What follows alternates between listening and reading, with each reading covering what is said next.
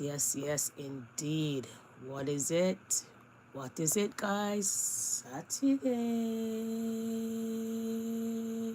Pam, pa, pam, pa, pa, pam, pa, pa, pam, pa, pa, pam, pa, pa, pam, pa, pa, pam, pa, pa, pam, pa, pa, pam, pow, pow, pow, pow.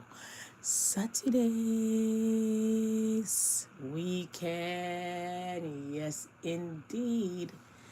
So good morning, guys. Early content. Decided to push out early and said, yay, let's drop a content. And all the way in Saudi Arabia, we want to go like now. Okay, guys? All of that greatness. So I want to say happy Saturday, and I hope enjoying your morning so far and enjoying your weekend that started from yesterday evening after your clock out or whatever you have been doing yesterday. And you're like, weekend? Yes, we reached the weekend, man. But you know, time waits for no one. By the time you look at this clockety clockety clock on the clock Monday morning or whenever you get up to go about your business. So nevertheless, let's enjoy this Saturday morning with a great content.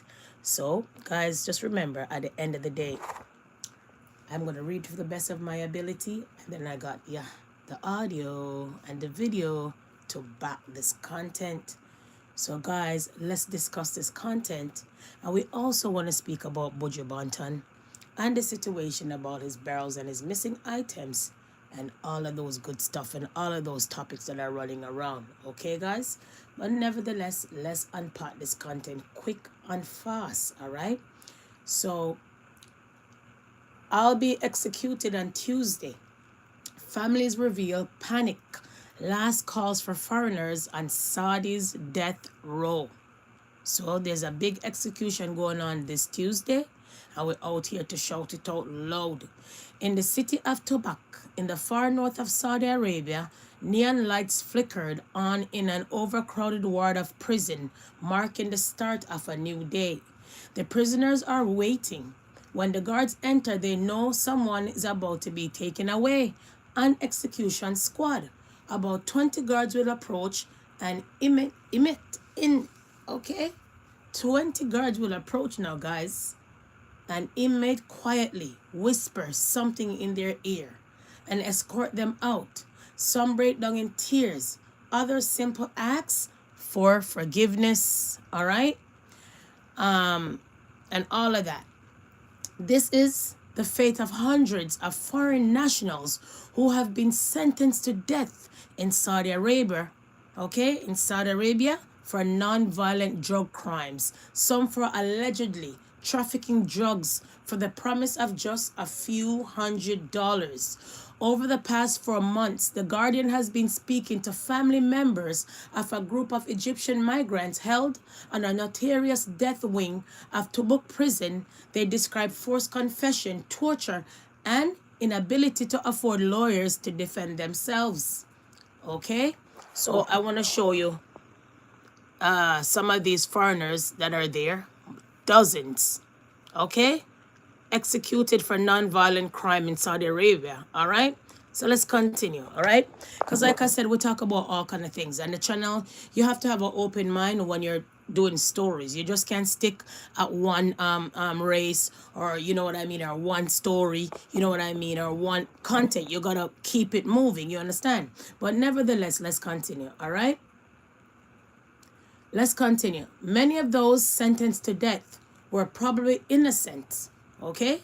So many of them who sentenced to death, probably innocent, because what do they say? They torture them, they beat them, and they do all kind of things for them to confess and even tell lies. Yeah, because somebody beating you, putting water in your face, doing all kind of things. Waterboard you, and all of these kind of things that they claim they did in the past to prisoners for them to confess.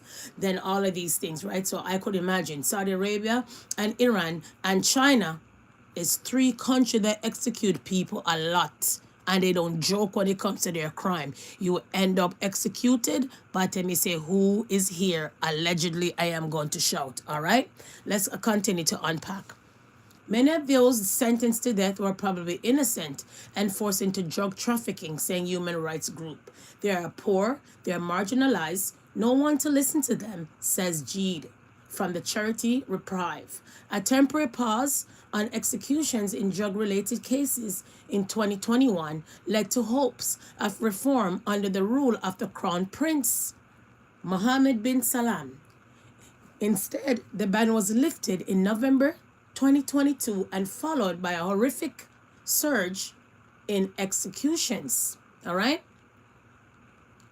More than 2/3 of people executed charged with non-lethal drug offenses. All right? So I'm going to show you guys a chart, how they do the chart here in Saudi Arabia. So that's the chart. Okay? That's how they do the execution for murder and all of that, and so on and so on. Okay? All right?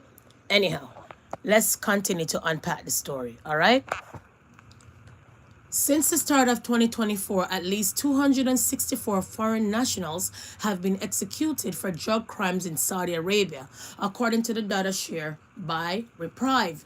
The country is the third biggest executioner, like I said, in the world after China and Iran. We did a story the other day in Iran where a woman was beaten by her husband and she killed the husband and she's on execution if she don't pay blood money. Remember that story? Go on the channel, please, or go down on the content them, or and look for that story, or because we unpacked already in Iran about execution of a young girl that was allowed to marry her cousin at the age of 12.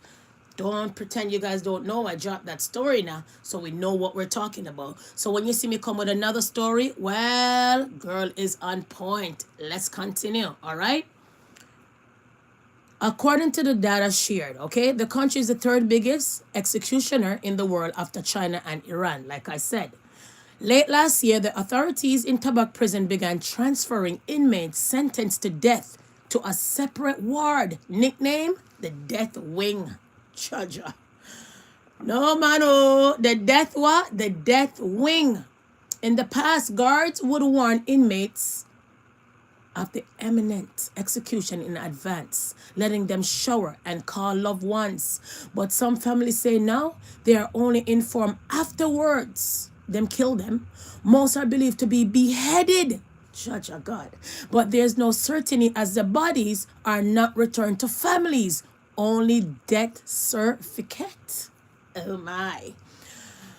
Ahmed had been working at a hotel in Saudi Arabia when he was arrested in November 2016, then aged 32, and charges of drug trafficking.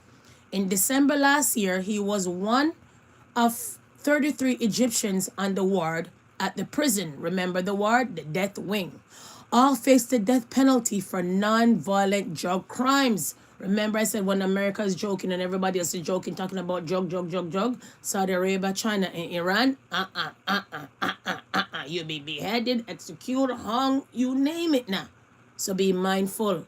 After Saudi Arabia announced it's on execution, Quiet family says a court-appointed lawyer told them his sentence would be commuted to life in prison. He began to believe it might survive. All right? Continue to read, guys. But soon after the prisoners arrived in Tobek's death wing, the execution began. It was clear that no one was going to be spared. After 33 Egyptians alive in the ward last December 25th have been executed. So 33.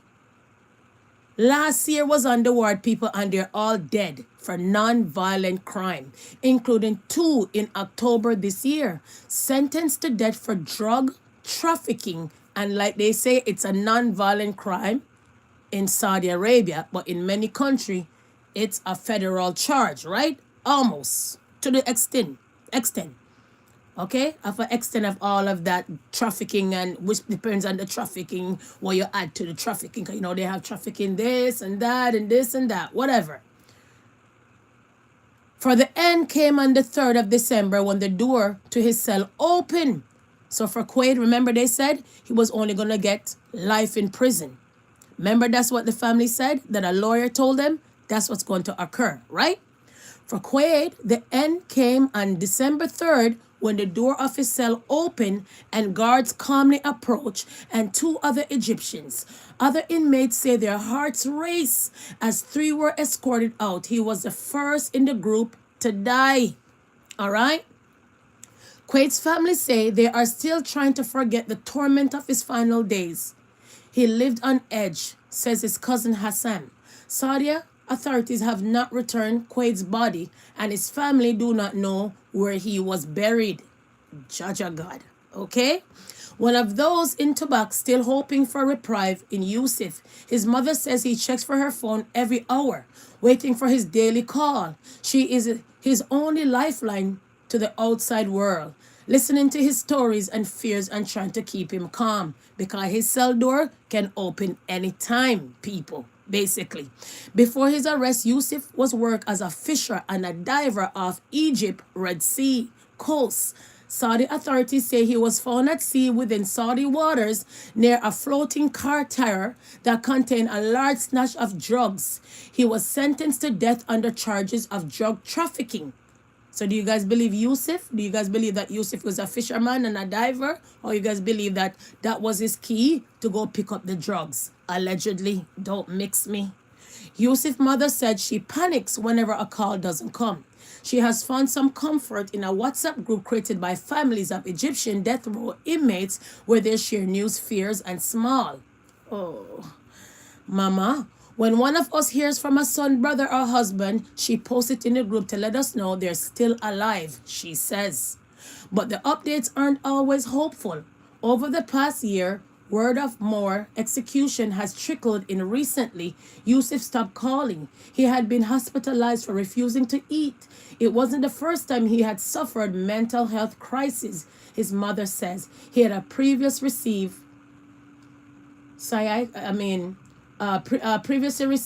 treatment in Egypt. All right.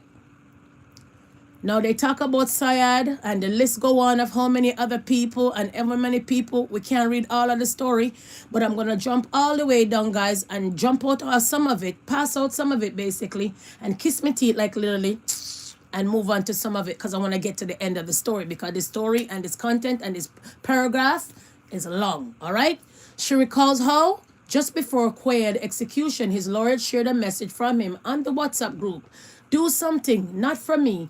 I'll be executed on Tuesday. Remember this Tuesday, 264 foreigners will be hung, beheaded. However, they killed them in Saudi Arabia. So that's why I'm coming with the story. So if you're interested on Tuesday, turn on your TV and people will be talking about it. So we always over here shout first. Don't play with it. Let's continue. I'll be executed on Tuesday. Do it for the other 32 Egyptians that are going to be killed or hung or beheaded.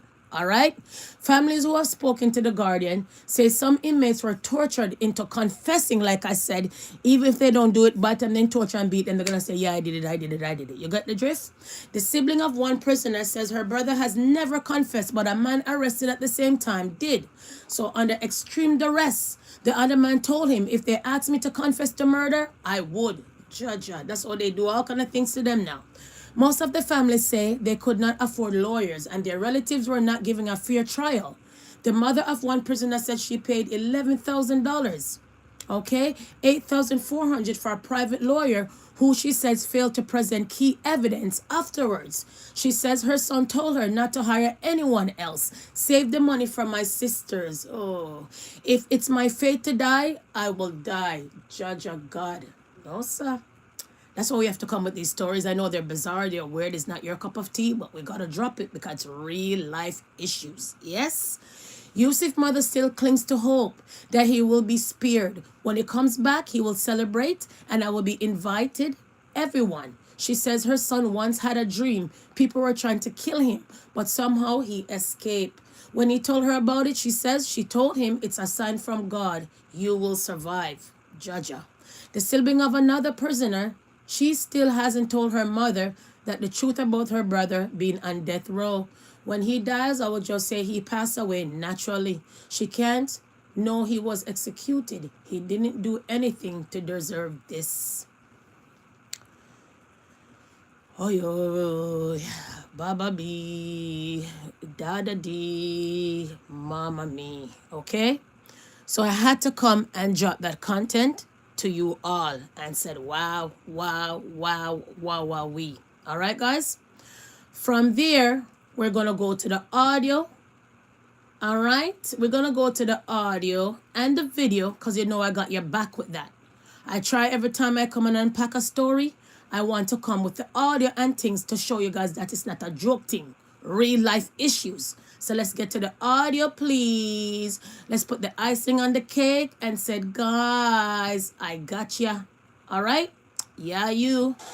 A stark warning from inside Saudi Arabia's justice system. Hundreds of foreign workers are facing executions over non-violent drug crimes. Rights groups are pulling the siren and they are saying that a full, relentless Freddie, execution good day. system is Focus back in inwardly and force. trust in Listen in. the sinful blood of Jesus Christ against our sin nature and against the invisible demons in invisible Across area. Saudi Amen. Arabia, Thank you numbers for tell a stopping by, grim Freddie. story. A Listen, guys. moratorium in 2021 on drug-related executions once held the promise of change, a sign that the kingdom might be rewriting its harsher laws. But that pause ended in 2022, and what followed was not a return to the old system, it was an escalation. According to data shared by Reprieve since early 2024, at least 264 foreign nationals have been executed for non-violent drug crimes. Men from Egypt, Pakistan, Syria, Sudan, migrant workers who travel to Saudi Arabia hoping for work, not knowing they would enter a system where poverty can become a death sentence. Human rights groups say many of these executions are built on forced confessions. Men held for days, beaten until they sign papers they can't read. Most never see a proper lawyer. See it there? So if you're a foreigner, is it most likely that you know the Saudi Arabia language that clear? So when they bring some paper and all Saudi Arabia, whatever, oh Jesus, whatever language they come with the paper, and you can't read it, you just sign your life away because they're beating the shit out of you, maybe waterboard you and all kind of shit now. Remember, Saudi Arabia is a different country now. You know what I mean? So the amount of things that they do to them to maybe make them confess. And I want to say allegedly because we haven't heard from none of these officials to come and say these are the things that they do for people to come. And we'll be dumb for me to even say that anyhow because we know that these officials are not going to say, yeah, we beat them to confess, to tell lies on themselves. So I should have said, oopsie doopsie. I shouldn't even bring that apart, but I'm just saying, okay, we didn't hear nothing from an official saying, no, we don't do this, or yeah, we don't do this, basically. So at the end of the day, we have to say allegedly. But this is coming out of Saudi Arabia, and they're going to be 264 foreigners going to be executed this Tuesday. And you hear what they said? They beat them to confess, allegedly, on my part. But this lady's telling you on her part, okay? Don't mix me. I want to come with the news and the facts, and the audio, and the video. Fair trials are out of reach for people who arrive with little money and even less protection. With moratorium gone, the executions are no longer rare. They have become routine, happening quietly, quickly, and away from public view. Some families are... And I have to show you guys some green screen, some Saturday logo screen because I don't want to get a copyright strike if I play this all clear for you guys to see it, all right? Told after the execution is done. Others receive only a certificate.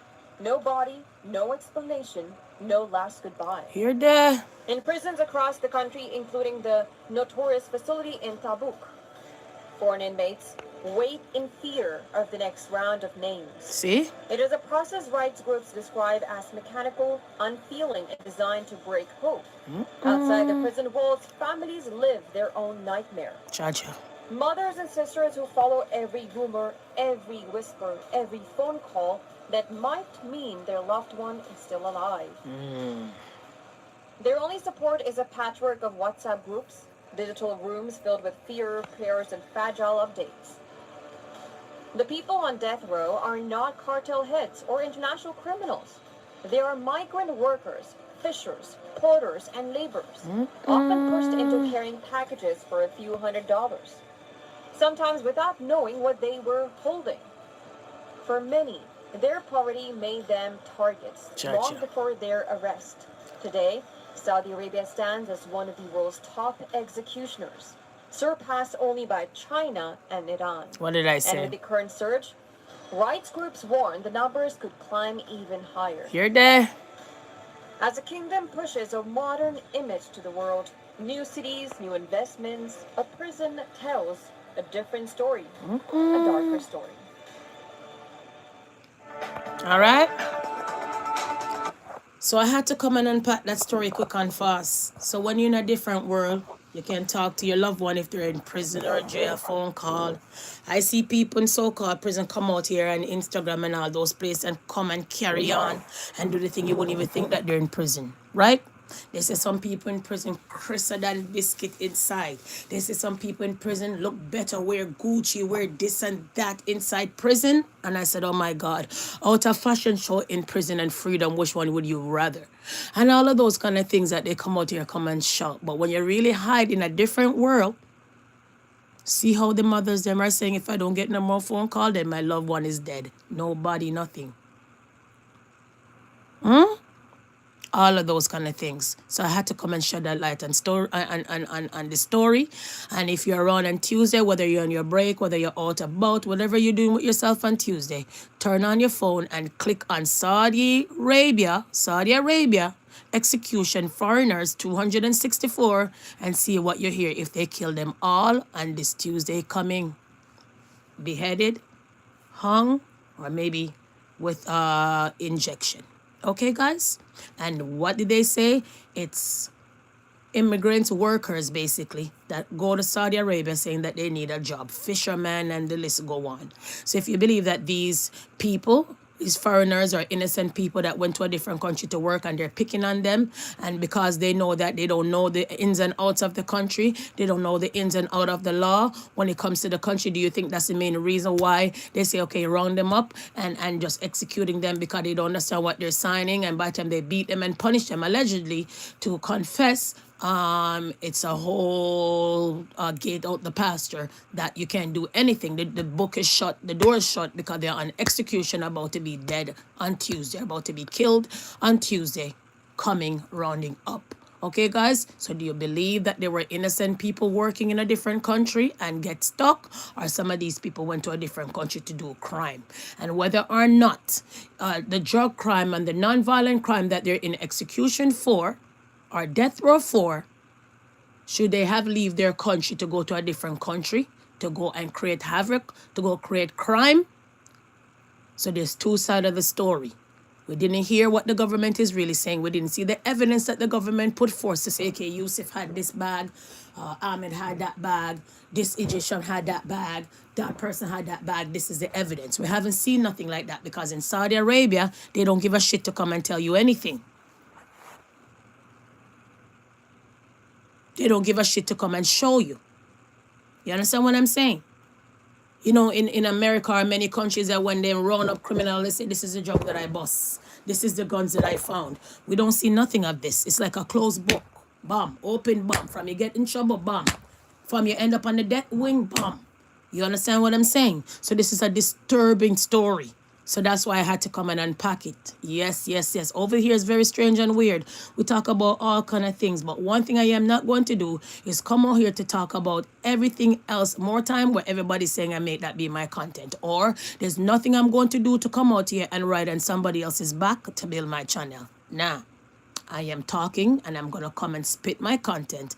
And if the channel grows, it grows. If we have 1 and 2 people, we have 1 and 2 people. Because when you come out here and do this kind of content, it's only people most of the time that sit down and read. Most of the time, people who sit down and don't really want too much craziness going on in their life will come and watch the content. But you're not going to get a lot of people to watch the content because it's not mixed up.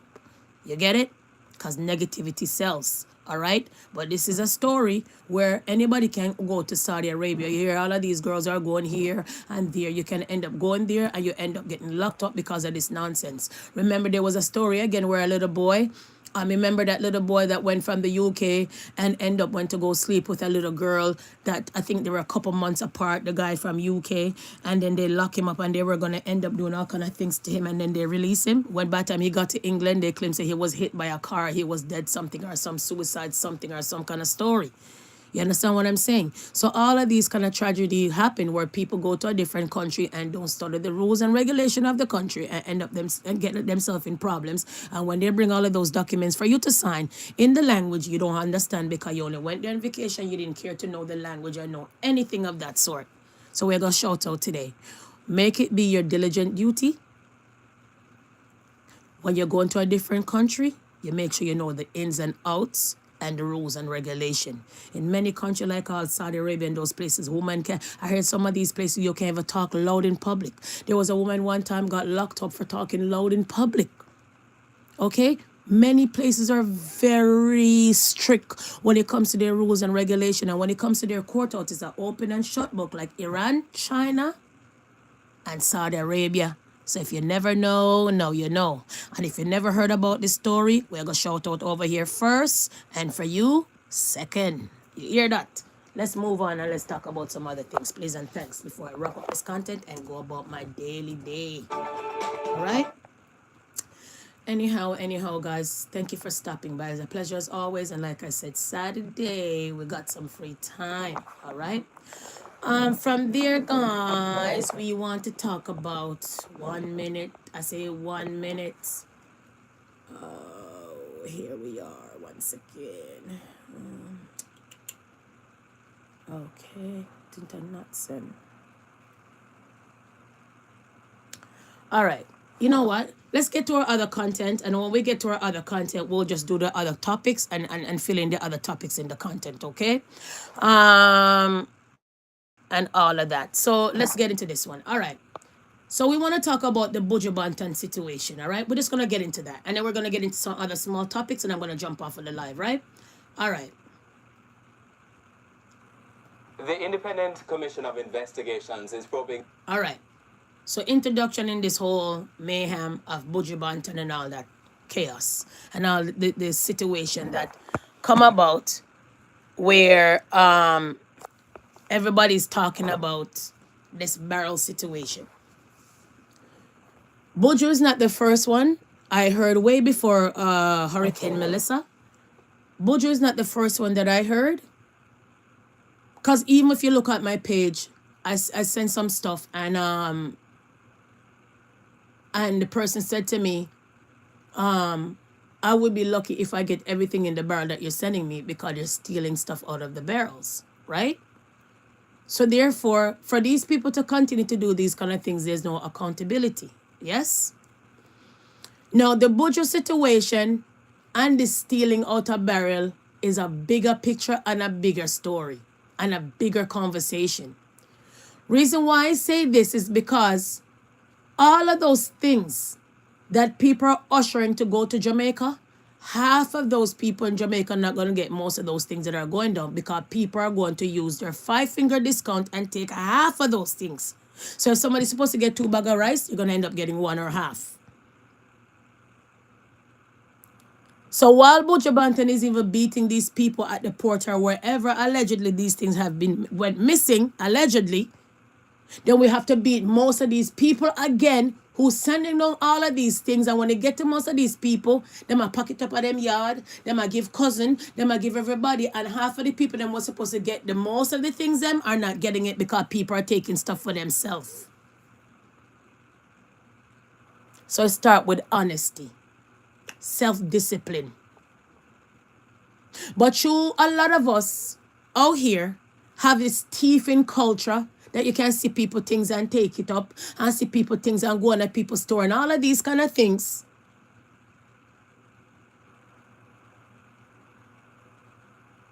Then the people them who are taking the people them stuff, just kiss them teeth and pass and say, you know what, although we're working but we're struggling too, and take the people them stuff. Because a long time in some part in the black man them conscience, in the black culture, thieving go on a lot and you guys glorify that shit a lot. How much of you out here buy thieving goods? How much of you guys out here stealing people's stuff? So if you're a thief and the people them at the wharf steal the stuff or wherever they steal the stuff or stole the stuff, can you come out here and even bash anyone? If you're out here stealing as well? You have lots of people out here come out here and thief and you guys went to go get money to bail them out. get money to give them on their books, get money to do all kind of things. You have people out here come out here big and steal, and them out here keep dance and are drinking a dance big, and I'll call them name big, and Mike big. Don't let me go down in the list of the thieving heathen them out here. You understand what I'm saying? So what I'm asking in a bigger picture, are only the people them over that place is stealing, or everyone out here now these days what feel like people things belong to them is stealing? I just want to leave that question with you guys, since maybe I'm too enough to fast in the Caribbean culture business. Okay? Not only that, Buju Banton also said that the stuff them it took so long for them to give him the cargo, or it took so long for him to get his items. Now, if you were charged for selling in trafficking the white lady, and you possibly get a pardon, or depends on who you link up with, end up make you go to America, go to Canada, and go to many of these countries, knowing that you had a federal charge of drug trafficking or whatever they say you were in the time what you did in jail and all of that, then I suppose that your stuff is more gonna be digged up more than anybody else's, I would think. Because remember, people are still looking at you as in driver, don't sabotage, to be honest, right? People are still looking at you like that. And not only that, you never even came and explained to the Jamaican people if that was really you in the warehouse at TS, and that was really you that did all of that for you to go sit down and do time and then come out and did the walk of the road at walk of freedom or whatever nonsense you did. So nevertheless, my thing is, did they have a right to take long with your stuff? Or they have a right to search those stuff thoroughly to see that you don't have nothing in there that you were accused of in the past and did time with.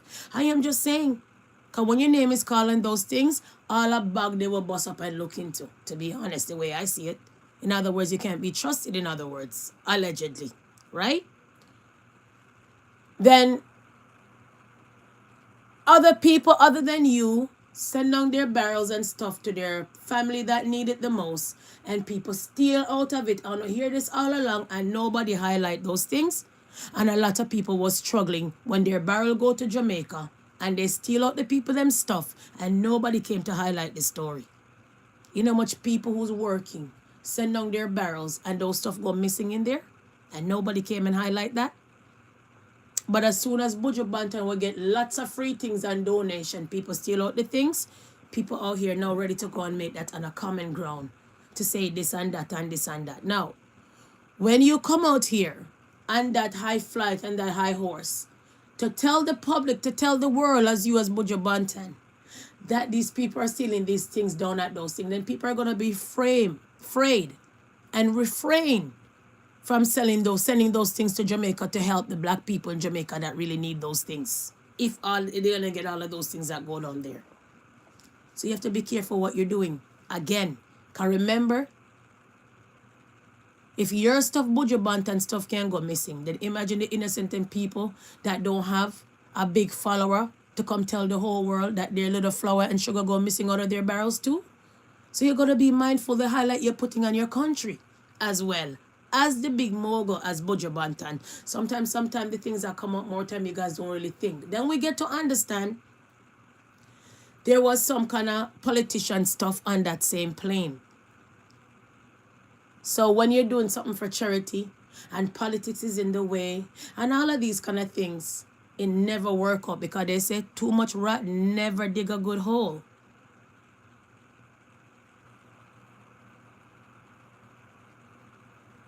So all of those things that you got, there was too much agenda behind it. That's why possible all of these mishap. Because look how much people bring down their stuff and nothing of that sort. We never heard out here that happened. I'm not saying it never happened, but it must be something, okay? And perhaps the people that maybe know say some certain things that come down in there, come down in the stove allegedly, and all of those kind of things, and they beat you to it allegedly. Don't mix me. Because a lot of people out here, when they're ready to ship their F-freight, they put in all kind of container and hide those kind of things. And if it's coming down with the politics logo that there's some stuff in that container for one of the big politicians, then those things not supposed to be, not going to really search that much properly, because they say, oh, trust the politician. No, I'm not going to bring anything, I'm not going to smuggle anything in there. But back in the days, lots of guns and stuff used to end up in church barrels. That's saying, Almighty God, we praise. So at the end of the day, we got to be mindful out here. You understand? But nevertheless, I don't even know who to believe. The only way I could believe that man, that man that came and said, oh, this is a picture of this and picture of that. The quantity would have been more better for me, because if X, Y, and Z came in one cargo, I would think on the receipt should be X, Y, and Z leaving the cargo. And if you say 1, 2, 3, 4, 5, 6, 7, 8, 9, 10 was in the container, then when the container ship out and reach where it's going, I'm supposed to be able to see a picture of 1, 2, 3, 4, 5, 6, 7, 8, 9, 10. So when you don't come out and say you have video of it leaving and going here and there, to me, it still don't make no sense to me. It's like hogwash. It don't make any sense to me, because for us to say that you really know that those people don't steal anything, you have to show us on a picture that 1, 2, 3, 4, 5, 6, 7, 8, 9, 10 was in the cargo when you came. And when it left you, 1, 2, 3, 4, 5, 6, 7, 8, 9, 10 was right here at that port. And when it's time to release, 1, 2, 3, 4, 5, 6, 7, 8, 9, 10 was released to so and so. That's how we can determine if nothing was stolen, sir. So all of this back and forth with the entertainer, back and forth, the entertainer, back and forth to the entertainer, I am lost and disturbed. But what can I say? Four unidentified males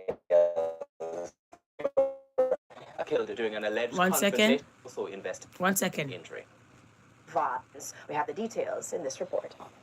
The controversy erupted after the Grammy Award-winning reggae artist Buju Banton took to social media on Wednesday, claimed that some of the supplies he sent for victims of Hurricane Melissa were stored at the ports. He posted this photo of what appeared to be a half-empty relief barrel. He said the situation broke his heart and that too many crooks were operating at the ports. Them come on a cargo plane Dunstead, right? And I'm thieving bread and thieving family over the work at airport. But I understand. So when things are doing things on them hard, you think up. When you think up here though, we're working hard and we're trying to do things to the country and we don't get the cargo come, right? First and foremost, it take forever for you with the cargo, right? And when the cargo come out and we start looking at the cargo, Starlink missing, stove missing, all kind of missing, and the barrel them half empty. See, none of them to Kingston. There's no reason for nobody at Kingston for your teeth, nothing from the people of Jamaica.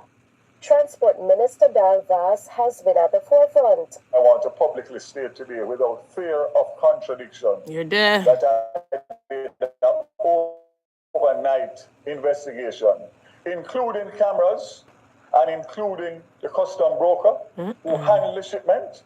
And I want to make it very clear that the shipment left the airport intact as it came, fully wrapped, and everything that was there left the airport in the custody of the charitable organization. Mr. Vas provided these images of the shipment in question, as well as the itemized list of the goods. See it there? He insists the items were not taken to any room or off-site location. It went straight from the plane on the tarmac to the receiving truck sent for the goods. It went to how it did in terms of making sure that the goods that were meant for the people, the poor suffering people, were delivered.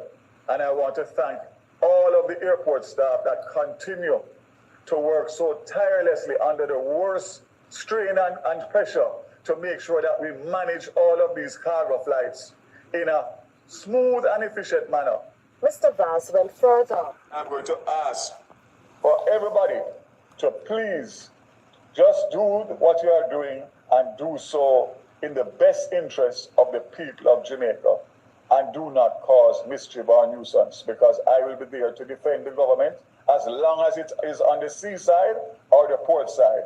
Absolute rubbish was posted, and I say so without fear of contradiction. Shamela Pullen, TVJ News. So the man come out full force.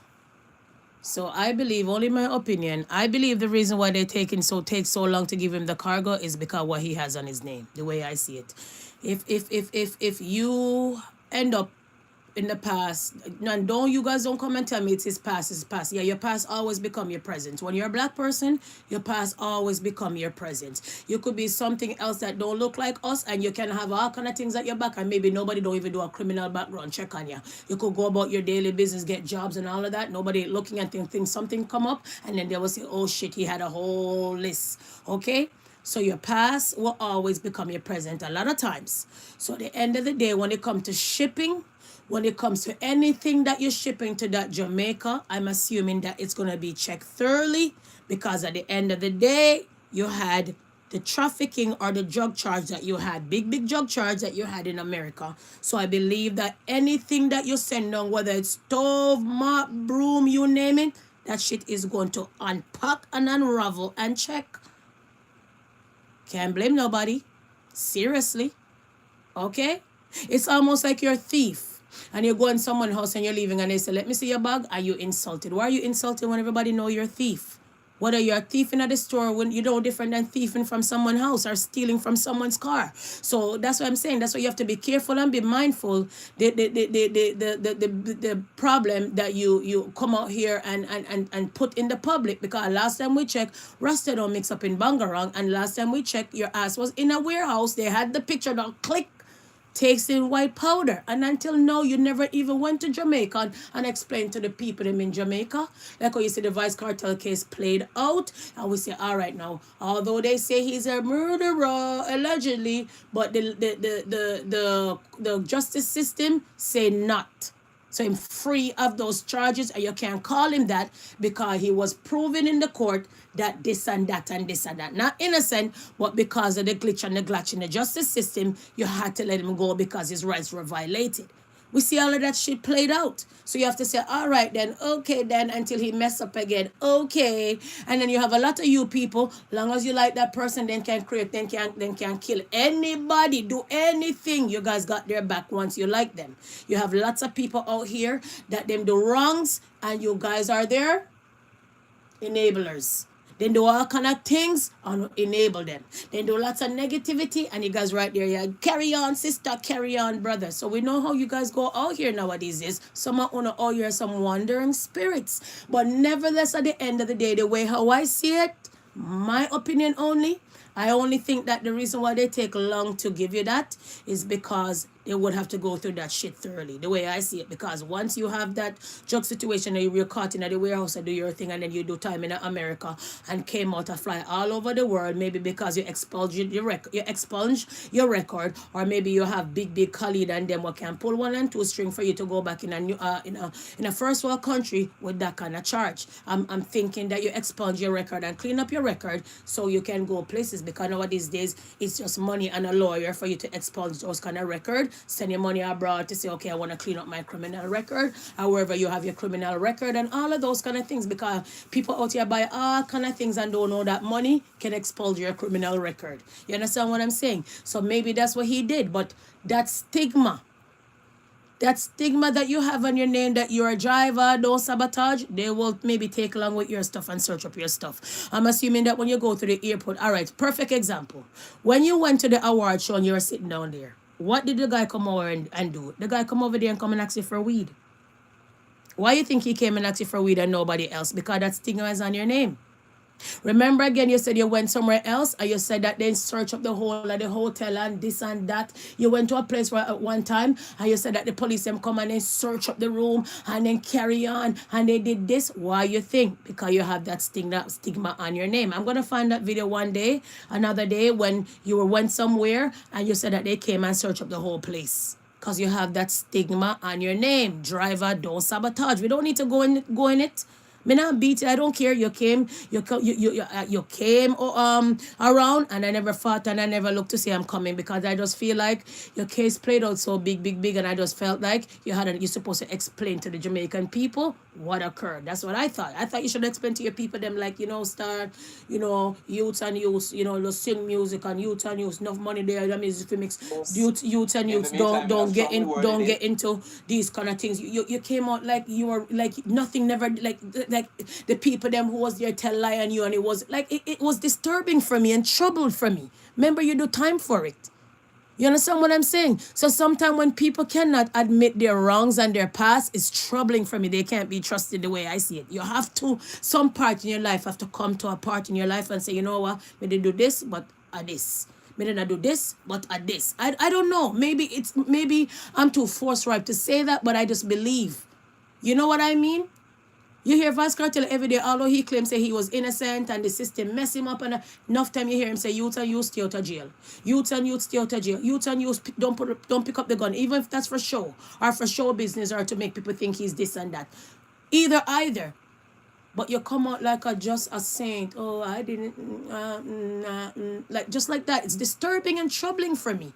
And then your own son come out and beat you that you were snorting. And then you come out again and pretend that it wasn't of that sort. And I said, oh my, you are troubled, my friend. Way in. And then there was a case again where something about a son situation, and they said that's how you got your papers off of the son situation, and the way you did. Oh, Father God, I could go on and on, Rasta man, but it's not my business. But something is wrong somewhere. And the way I see it, and for me, when it comes to that man, that government man at the port in the period, whatever he just said, and whatever he is at the port, and he's that big man Daryl guy, for you to know that something haven't been stolen, you have the itemized things on the list. Okay, fine. All right, good. Okay, fine. But when you take the picture and say these are the things, and then you take a picture, say it's gone in the cargo, there's the things. Why you never make somebody take the picture and say we'll leave them right here? So then we could have said, all right, from your life from here are all the 3 pictures and all the videos them that they went here, and this is everything here. You never do that. So until now, you can tell us what went missing in your part, because people, whoever could shrink wrap those things, can steal out a couple things and shrink wrap it right back and put empty box and make it look like a full thing and shrink it right back. We know how black people nowadays is very skilled when they're stealing. Kind of skill, man, thief. You understand what I'm saying? Thief, man, thief. So those are the things. So I am troubled and disturbed that at the end of the day, this is where it end up, where it's playing out now that it's going to look like now when people are sending things, now people are going to refrain from sending things because you don't know, with the stigma out there that they're stealing out everybody's stuff. But like I said, it's not the first time. Not only from Buju, I hear that they're stealing stuff out of people's barrel. But the question becomes again, when poor people, stuff was getting stolen out of the barrel, how come nobody never highlight the story? Is it first time you're hearing that they're over there stealing people's stuff? No. Because when the stuff then went down the other day, all I heard from the person said to me, to God, I hope that everything you sent for me is going to be in the barrel. And I said, why? They said, you never hear, so they must steal out the things them down here. So Buju Banton is not the only one I heard about it. Okay? All of those kind of things. So we got to be mindful. Anyways, let's move on and talk about some other things, shall we?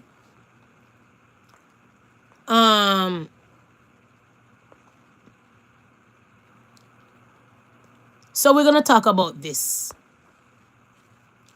So remember the other day I tell you guys about alienation, taking away people man nice and comfortable. Remember that story?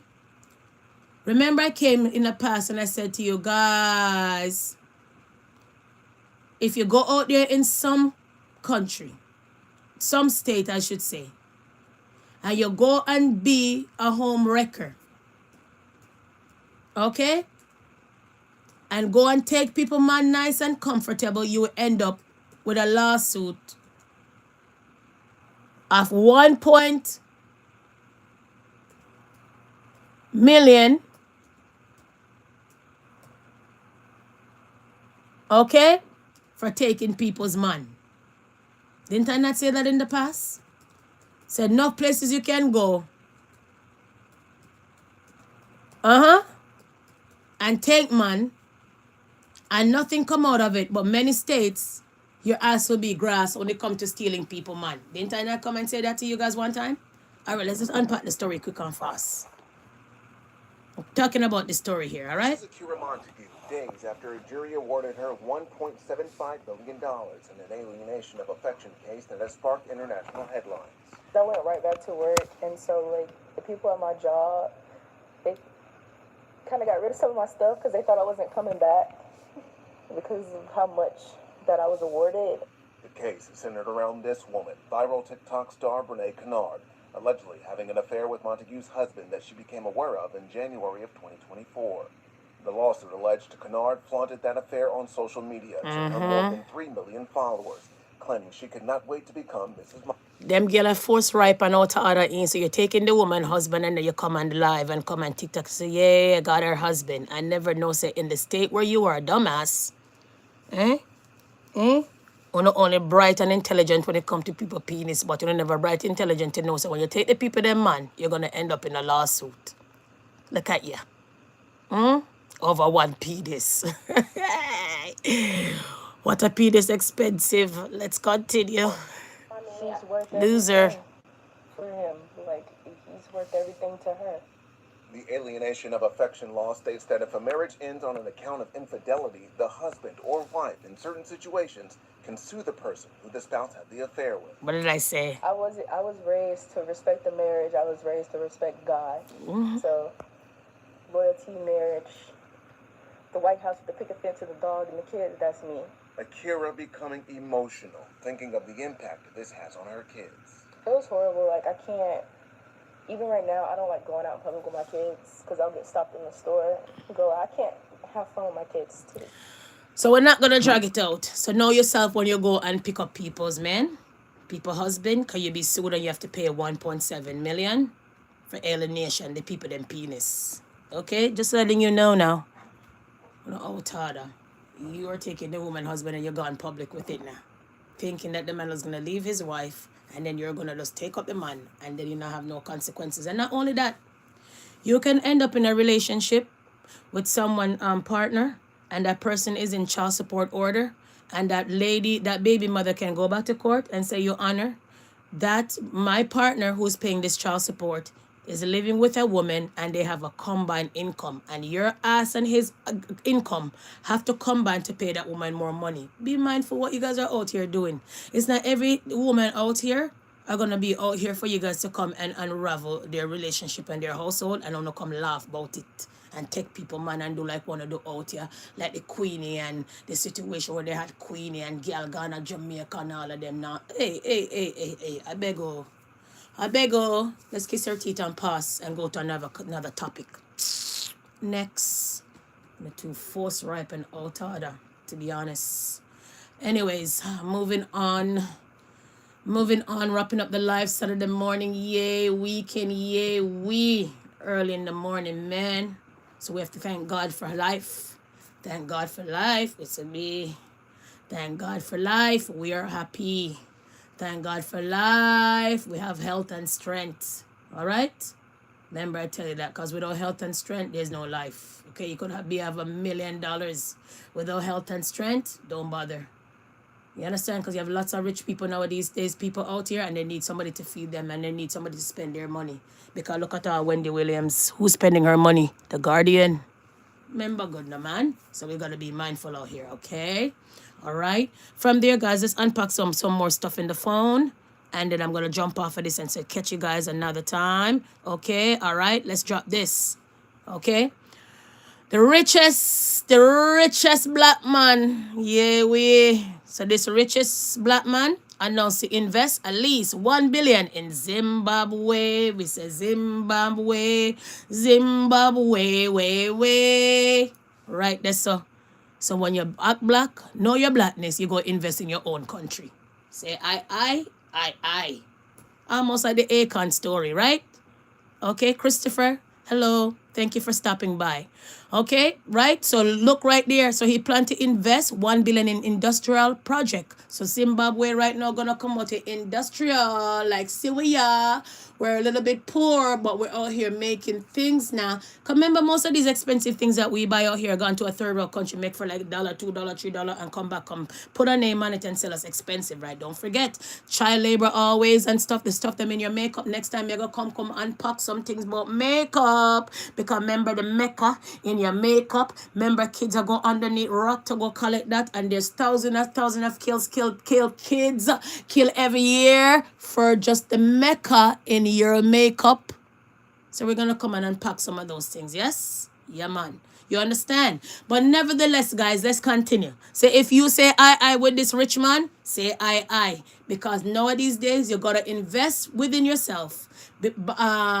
Help support your culture business, and then you gotta invest where you're from. See it there? So if Akon could do it and this man can do it, who else can do it? So we're out here without no fear. And say black is proud, black is beauty, I. To be honest, let's wrap up this live quick and fast. Now, we want to talk about some other things. Yes, do we? Right here. So this, Vice Cartel. Yahoo. Vice Cartel, no man. So Vice Cartel says, anytime you hear Key shake, he's traumatized. The boss, the world boss. The boss says he's traumatized when him hear keys, him think of the water come, hey boy, get up. You understand? Seriously. So he says the day when he was doing the right here, the day when he was doing the interview, right? The man phone ring like like keys. Hear this, the UK government emergency alert. Remember, the man was doing this interview, right? In the UK. And a test, you know when a test ring come on your phone? Because it was a panic by you know when your phone, like, say for example, a child go missing, it comes on your phone. So right here, the man was doing the interview, and the UK government emergency alert test rings on his phone. He said that Vice Cartel jump up in panic and ready to run and shout out. They both start laughing because the boss is traumatized by dangling keys. So make that make sense for me. You have jewelry dangle and the chain around your neck dangle, but you're scared of keys. Make sense for me, but neither here nor there. Kiss me teeth and pass. I just went to the concert because I cut off. I just went to the concert because my rest of my, we're going, and I'm like, okay, yeah. Especially that I didn't miss the Alkaline show, yeah. You understand what I'm saying? But neither here nor there. Not a fan, really, don't really care. You understand what I'm saying? So if you care, I just have to shout out that first, one of the man trauma is the keys. Oh my. Ouch. Moving on, kissing my teeth and going on. All right. I think that's what I had. What else I had to speak to you guys about? Is it this right here? Right here. Oh no. So prison employees have been terminated after Maxwell email message was shared, her lawyer says. So you know this lady with the Epstein story and the pervert lady. Try right now Donald Trump. There was an email let out the other day with Donald Trump and and I shout it out on the next content. So if you're interested, we're not going to reflect on that. We're not going to repeat it. Go and watch the content. So now the prison, who they found out, maybe who leaked the email. So them say prison guard. Them say prison guard. You're fired. No job. So let me ask this bigger picture. So when I know out here and beat R. Kelly, when half of those parents were supposed to be locked up, because there's no way in hell I'm going to drop off my kids and say, teach them music, bye.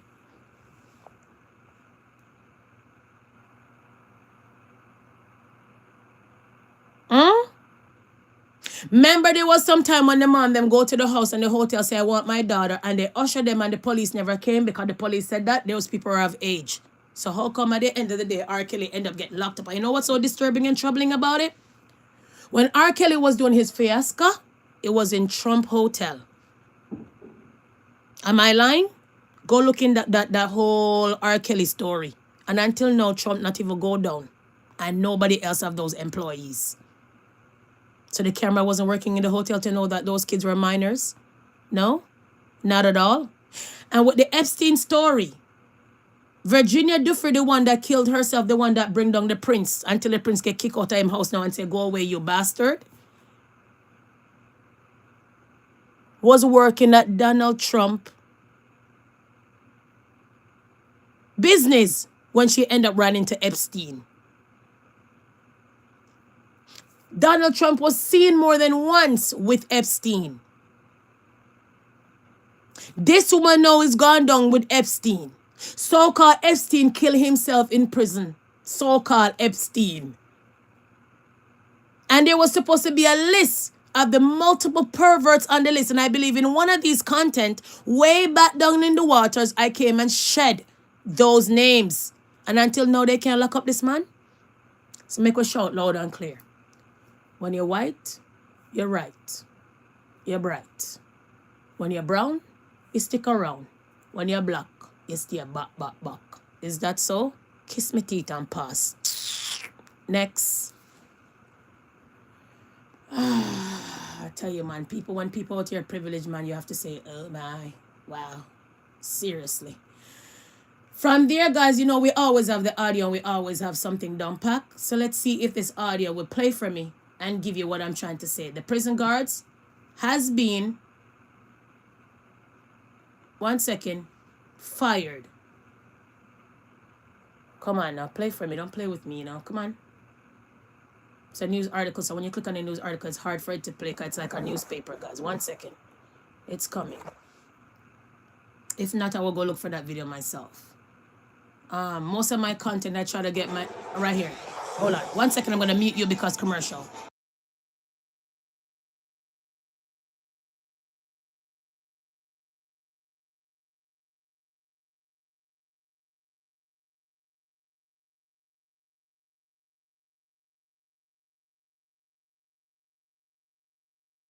I wonder what goes through your mind. Thank you, Caitlin, for having me back.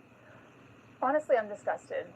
I think that many Americans feel that way when they hear about this special treatment. And the question that comes to mind is why? It's hard to know why this would happen unless there's something, you know, it's someone she knows or something she knows that would be enabling this special treatment. And I think it's particularly upsetting. I saw earlier that there were other women at this facility, nonviolent offenders, who had actually been transferred to a more secure facility just for speaking out about her being there and how uncomfortable it made them. And so the whole thing is really troubling. Okay. So you guys know of all this time they're trying to hide some kind of things going on because a lot of them, big billionaires, were there allegedly with the Epstein story. Don't forget. All right? So I wanna unpack it even more better than this one. All right? So prison guards has been fired because of that email. I want to get to that part seriously because I don't want you guys to think that I'm out here making up shit now. All right? Sorry, my French, right? Okay? So prison guards fired. 1 second. I'm going to find it myself, all right? Because I can't bother with the commercial in that one. And I want to get fast and wrap up this live quick and fast, okay? I don't want to drag this on at all. Just more time, you know, it's just something that you drop in the content. Because at the end of the day, that's how you make a content come together, right? You talk about every little thing and every little bit of thing that is important. Because remember, these people are perverts. They were trafficking people, right? Don't forget. All right? They were trafficking people, they claim, and all of these things. All right? So remember, they're saying because of, right here. Let's see if it's this one. March pre-Black 1 second. Friday, 4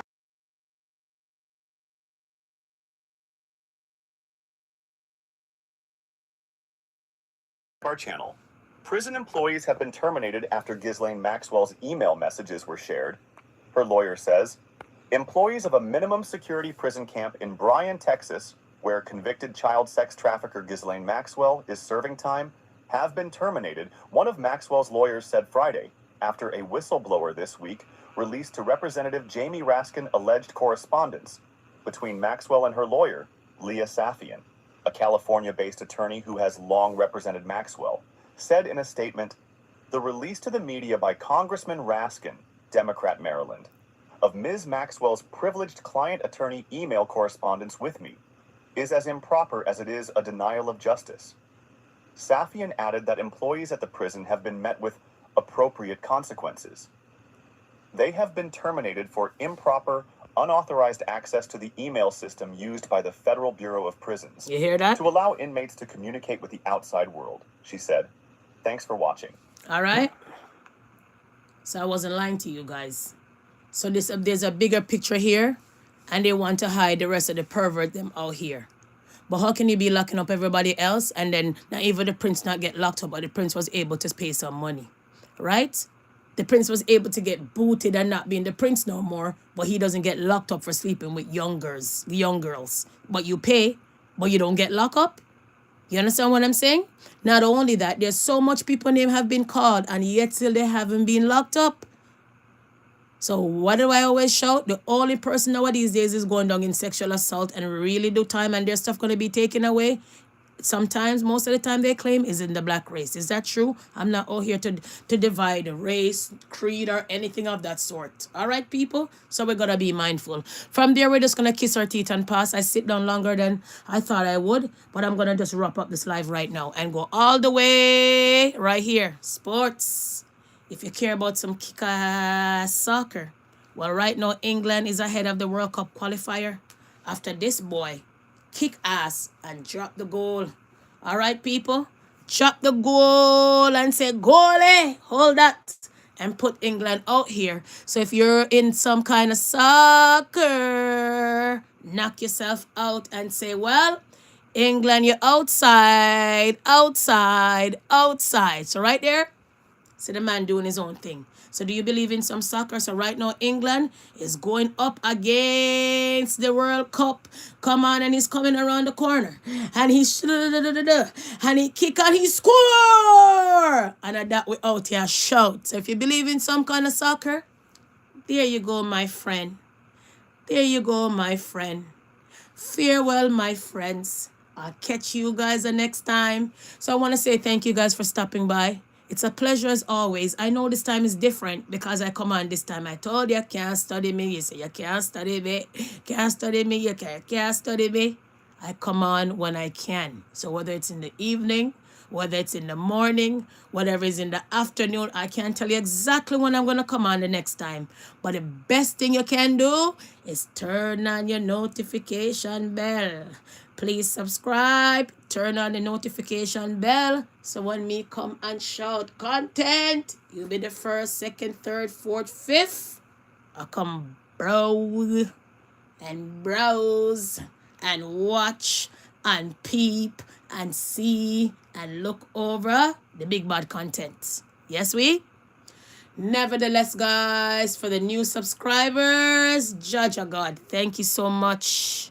I can't thank you guys enough, man. Really and truly. I just can't thank you guys enough for subscribing, for always here when I come on and subscribing to the content, because I'm assuming that the content them connect. So I really appreciate you. So I want to say big up to those who always come and watch without a doubt.